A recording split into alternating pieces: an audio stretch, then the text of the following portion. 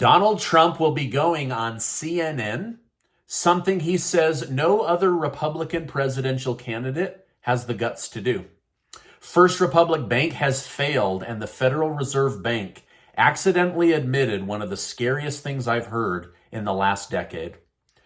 Democrats have a plan to oust House Speaker Kevin McCarthy, and Biden sends U.S. military troops to the southern border after admitting the illegal alien situation is totally out of control.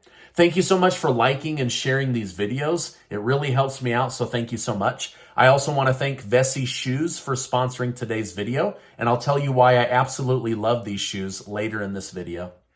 The Treasury Department has issued a warning that the U.S. government may default by June 1st if the debt ceiling is not raised. They're already running on fumes, according to Janet Yellen.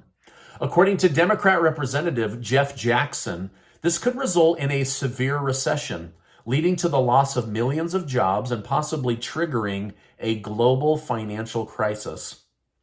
According to Representative Jackson, he places blame on House Speaker Kevin McCarthy, accusing him of attempting to appease approximately 30 Republicans who are advocating for the United States government to spend less money. While a deal could possibly be reached without their support, McCarthy may be reluctant to risk it, as he would have backlash that could result in him being voted out of the speaker position.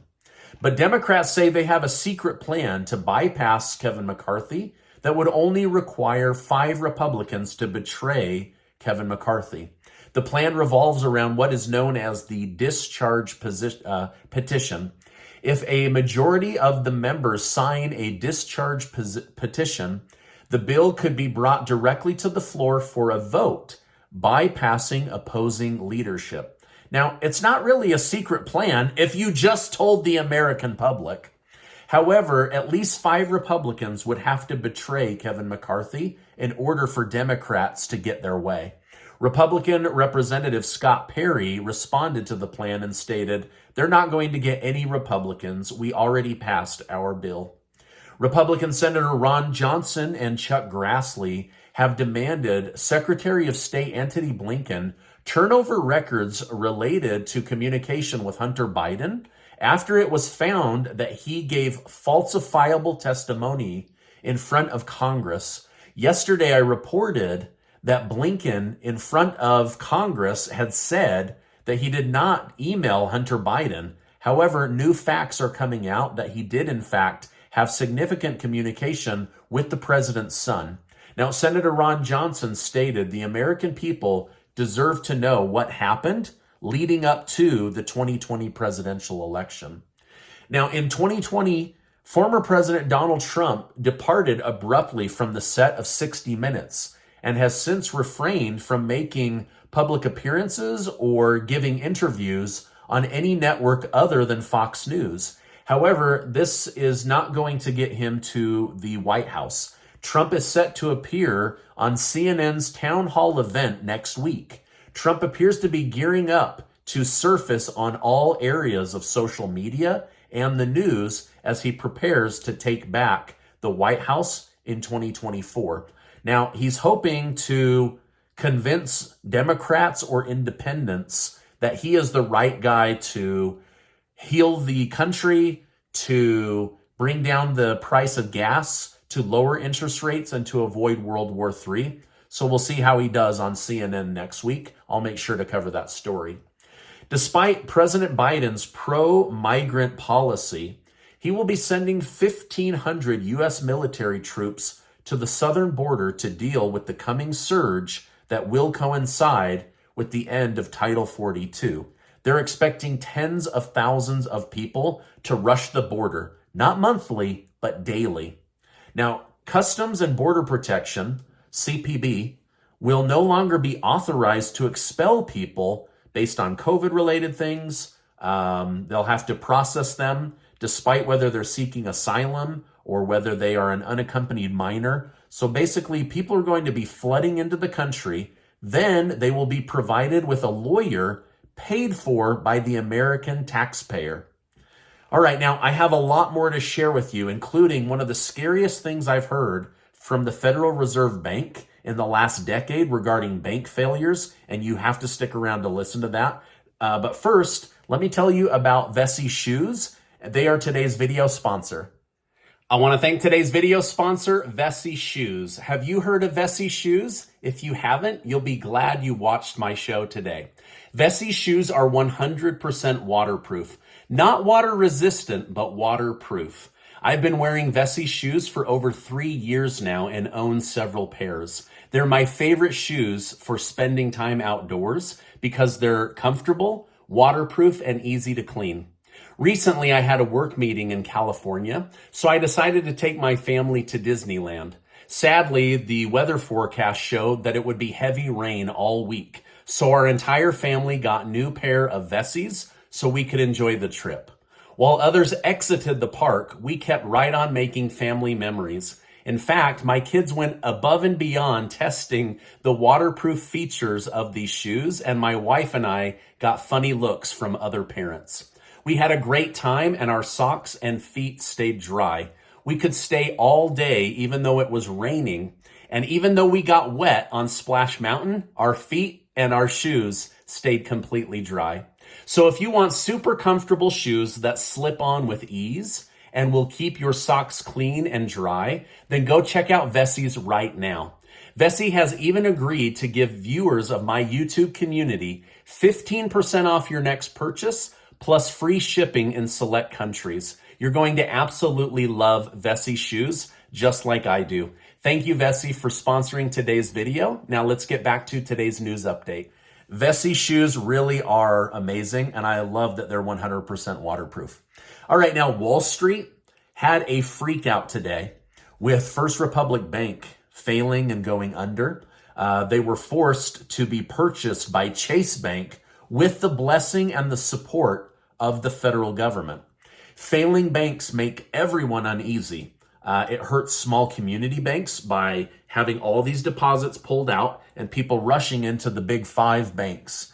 It also makes the Fed believe, hey, we need to continue to raise interest rates, which are hurting banks and Americans. So it's almost like the Federal Reserve has to destroy the U.S. economy in the coming days in order to save the U.S. economy and avoid a global catastrophe. The major stock indexes were down over 1% today. Gold and silver were neutral, while Bitcoin was up 2.5% after dropping 4% yesterday. The Federal Reserve Bank raised worries today by stating, "We want to avoid a banking crisis like 2008, since there's over $9 trillion in uninsured bank deposits in the United States." Let me repeat that.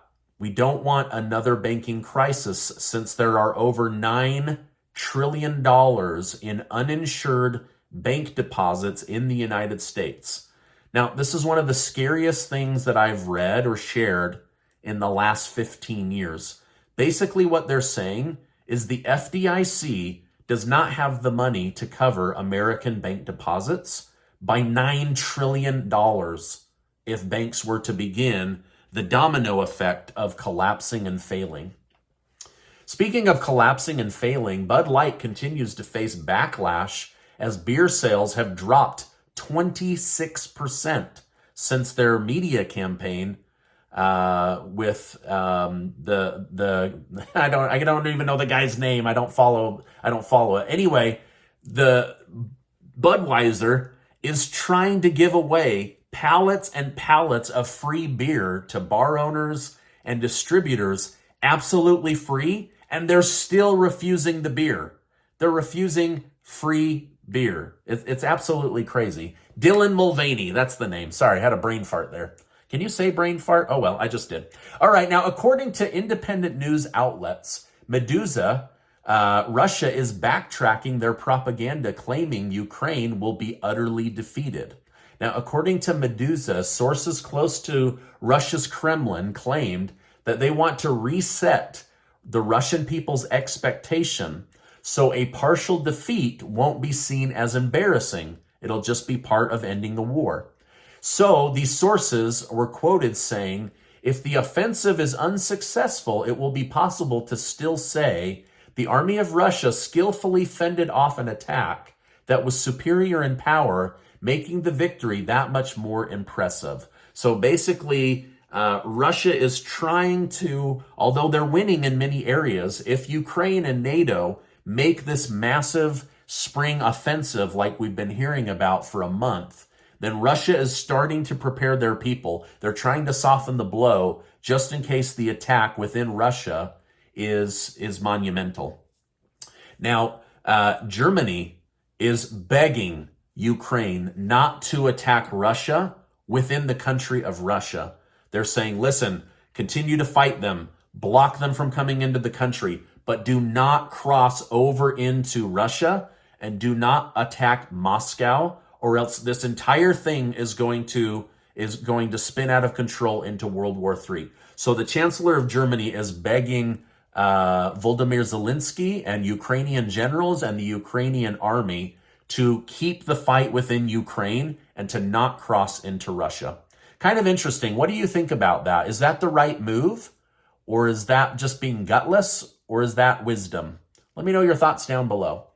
Now, it looks like a partial defeat may be incoming. Ukrainian President Zelensky's former advisor has stated that a counteroffensive will target the Kerch Strait Bridge, which is the connector bridge between Russia and Crimea, which Ukraine claims Crimea is their territory, while Russia says, no, we took this territory years ago, and it is part of Mother Russia. Now, if the bridge is successfully destroyed, it will give Ukraine a chance to retake the previously captured Black Sea Peninsula. So a lot is going on in Russia, Ukraine. A lot is going on here in the United States with the banks, with the stock market, with the U.S. economy. And I'm just here to keep you up to date on all of it. Now, before you go, I want to remind you that you are amazing. Make sure to check out this super important video and hit that subscribe button. Also, check out that link down below for Vessi shoes. Go check out their cool styles. And yes, they are 100% waterproof and they're a good looking shoe. There's a lot of places to get your news, so I appreciate you stopping by today, and I will see you on the next video.